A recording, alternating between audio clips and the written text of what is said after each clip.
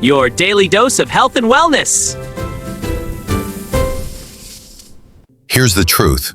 You don't need extreme diets or expensive gym plans. You just need the right system. Belly fat goes down when your body burns more calories than it takes in. Simple, but powerful. Step 1.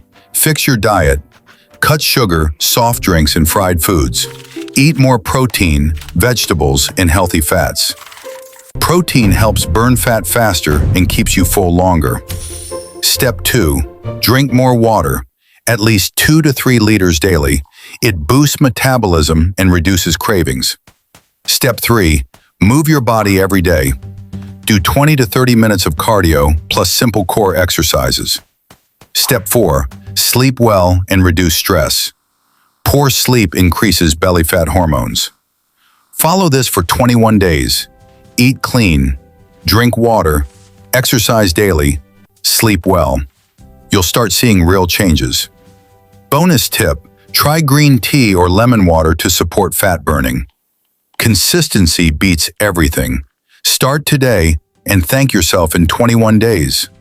Follow for more health tips.